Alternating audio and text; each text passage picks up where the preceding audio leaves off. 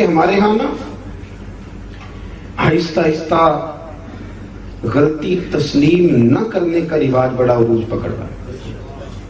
ہم ڈٹے ہوئے لوگ. سرکار نے فلاح انسانیت کے لیے جو دوسرا کام کیا نا، وہ لوگوں کو احساس دلایا ہے کہ اگر غلطی ہو جائے تو تم نے بندوں کے سامنے اپنے آپ کو کلیئر نہیں کرنا، تم نے تو رب کے سامنے اپنے آپ کو کلیئر کرنا. اللہ کے سامنے تم نے بچنا ہے کہ میرا گناہ معاف. اور حضور احساس پیدا کرتے تھے. بخاری شریف میں قبیلہ غامدیہ کی اس عورت کا تذکرہ موجود ہے جو خود آئی تھی، کوئی گرفتار کر کے نہیں لایا تھا، از خود آئی. احساس پیدا ہو گیا نا گناہ کا. یہاں بہت ساری غلطیاں کر کے بھی لوگ جب اپنی بات کرتے ہیں تو کہتے ہیں کبھی یاد تو نہیں کسی کے ساتھ زیادتی کی ہو، یاد تو نہیں کبھی کسی کو. بھئی آپ نے اتنے بڑے ولی ہونے کا دعویٰ کر دیے. انسان تو انسان رہتا ہے. بڑے بڑے لوگ کہہ گئے کہ یا اللہ اگر انجانے میں بھی بھول گئے ہیں تو ہم سے درگزر فرما. لیکن جب ہم تیار ہی نہیں ماننے کو. حضرت انس بن مالک کہتے ہیں وہ خاتون آئی، کوئی پکڑ کے نہیں لایا، کسی 14 دنوں کے ریمانڈ پہ نہیں اسے منوایا گیا، اسے وہ خود بخود آئی. اور کریم محبوب علیہ السلام کے سامنے جب وہ کھڑی ہوئی تو اتنے درد سے میں نے کم لوگ روتے دیکھے جس درد سے وہ روئی.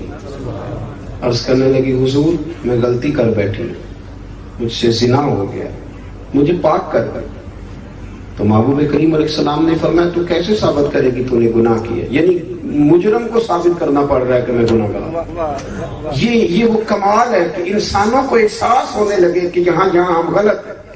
جب اعتراف جرم ہوتا ہے، جب بیماری کی تشخیص ہوتی ہے تو پھر اس کا علاج بھی ہو جاتا ہے. حضرت انس بن مالک کہتے ہیں وہ عرض کرنے لگی حضور میرے پیٹ میں ناجائز بچہ ہے. حضور نے فرمایا جا جب بچہ پیدا ہو تو پھر آنا. وہ 8 ماہ کے بعد آئی تو اس کی گود میں پھول سا بچہ تھا. حضور نے فرمایا واپس جا، جب روٹی کھانے لگ جائے تو پھر آنا. وہ 2 سال 2.25 سال دودھ پلاتی رہی. پھر جب آئی تو بچے کے ہاتھ میں روٹی کا ٹکڑا تھا. کریم محبوب صلی اللہ تعالی علیہ وسلم سے آ کے جب اس نے بات کی تو وہ درد سے روئی. کہنے لگی یا رسول اللہ 3 سال ہونے کو ہیں، میں نے گناہ کیا ہے، میں ساری رات سو نہیں پاتی. حضور تڑپتی اگر اس حال میں مر گئی تو اپنے رب کو کیا منہ دکھاؤں، مجھے پاک کر دے، میرے حال پہ رحم فرمائے. محبوب کریم صلی اللہ علیہ وسلم نے بچہ ایک صحابی کو دیا، فرمایا بچوں کی طرح پالنا، اور کہا اسے لے جاؤ، پتھر مار مار کے اسے سنسار کر دو. صحابہ کہتے ہیں اسے پتھر لگ رہے تھے اور حضور بے چینی کے ساتھ ٹہل رہے تھے. آ کے خبر دی حضور وہ تو وصال کر گئی، انتقال ہو گیا. فرمایا یہاں تک تو بات اس کی تھی.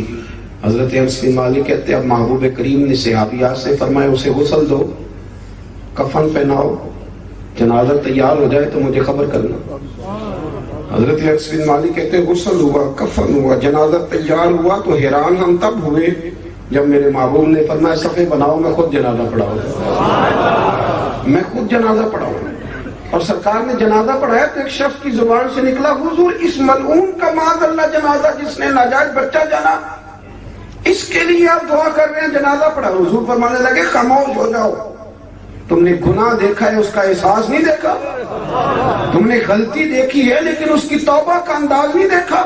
اور صاحب کنز العمال نے یہ لفظ نقل کیے ہیں کہ کریم محبوب فرمانے لگے اس نے تو ایسی شاندار توبہ کی ہے کہ اگر میں اپنی ساری امت میں بانٹ دوں تو اللہ سب کی مغفرت فرما دے. احساس جب پیدا ہو جاتا ہے نا اپنے دل کے اندر کہ یہاں میں غلط ہوں. ان العبد اذا اعترف ثم تاب تاب اللہ علیہ او کما قال نبی صلی اللہ علیہ وسلم رواہ مشکات. حضور نے فرمایا جب کوئی بندہ کہتا ہے نا اللہ میں بھول گیا تھا اور پھر وہ توبہ کرتا ہے تو رب اس کی توبہ کو فوراً ہی قبول فرما لیتا ہے. پہلی بات یہ کہ عقائد کو مضبوط رکھیں، مضبوط عقائد. اور یہ جو آج کل ایک اور ماحول چل رہا ہے کو تھوڑا ادھر کو تھوڑا ادھر، عقائد وہی درست ہیں جن کی تشریح شیخ عبدالحق محدث دہلوی نے فرمائی.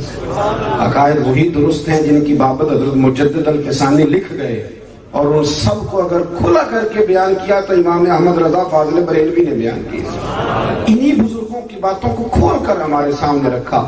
مضبوط عقائد کی زندگی گزارے. اور دوسری بات اگر کبھی کوئی غلطی ہو جائے پھر اس کا احساس پیدا کرے، پھر اس سے توبہ کرے. تیسری بات جو فلاح انسانیت کے لیے بڑی ضروری ہے وہ یہ ہے کہ تھوڑا احساس پیدا کریں دوسروں کا. میری زندگی میری ذات سے شروع ہوتی ہے. میری ذات، میرے سے ہنس کے بولو، میری بات مانو، میرے پیچھے چلو، میرے آرام میں خلل نہ آئے، میری طبیعت کے مطابق. بھئی آپ کی طبیعت کے مطابق چلیں تو پھر تو آپ بہت بڑے خود غرض ہوئے کہ آپ نے صرف اپنے لیے سوچا. محبوب کریم کا کمال یہ تھا کہ حضور نہ دوسروں کا بڑا احساس فرماتے. آپ بخاری مسلم کی وہ حدیث پڑھیں تو حیران ہو جائیں کہ سرکار فرماتے ہیں میں جب نماز کی نیت باندھتا ہوں تو میرا دل کرتا ہے میں لمبی نماز پڑھاؤں.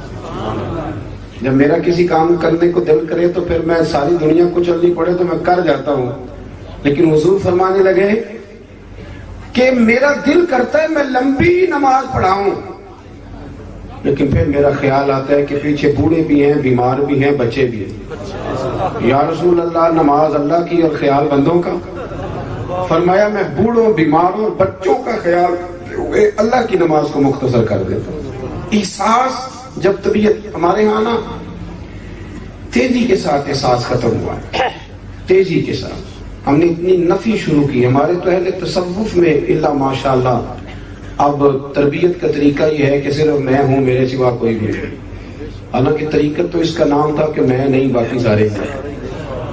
وہ تو دوسرے کا اثبات کر کے اپنی نفی کرتے تھے، اور یہاں بار بار اپنا اثبات. احساس جب پیدا ہوتا ہے، احساس، پھر اس کے اندر توانائی آتی ہے.